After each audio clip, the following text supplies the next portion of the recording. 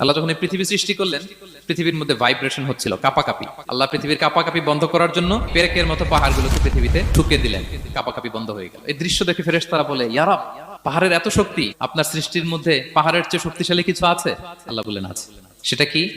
আল্লাহ বললেন সেটা লোহা, কারণ লোহা দিয়ে পাহাড় কাটা যায়, ঠিক কিনা? লোহার কথা শুনে ফেরেশতারা অবাক। ফেরেশতারা প্রশ্ন, তাহলে আপনার সৃষ্টির মধ্যে লোহার চেয়ে শক্তিশালী কিছু আছে?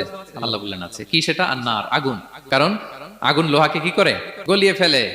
ফেরেশতারা শুধু অবাকই হচ্ছে। ফেরেশতারা বলে, আগুনের চেয়ে শক্তিশালী কিছু আছে? আল্লাহ বলে আছে, আলমা, পানি। কারণ আগুনে দাউ দাউ করে জ্বলে ওঠা আগুনের মধ্যে পানি দিলে আগুন অস্তিত্ব হারায়। ফেরেশতারা শুধু অবাকই হচ্ছে। তারা বলে, তাহলে পানির চেয়ে শক্তিশালী কিছু আছে? আল্লাহ বলেন আছে, রিহ, বাতাস। কারণ বাতাস পানিকে একদিক থেকে আরেক দিকে নিয়ে যায়। জলের মধ্যে বায়ুর উচ্ছ্বাস লাগলে জলোচ্ছ্বাস তৈরি হয়, ঠিক কিনা? ফেরেশতারা আবার অবাক হয়ে বলে, তাহলে বাতাসের চেয়ে শক্তিশালী কিছু আছে? আল্লাহ বললেন আছে। সেটা কি? বলতেছে বনি আদম। ওই মানুষ শক্তিশালী যে গোপনে দান করে।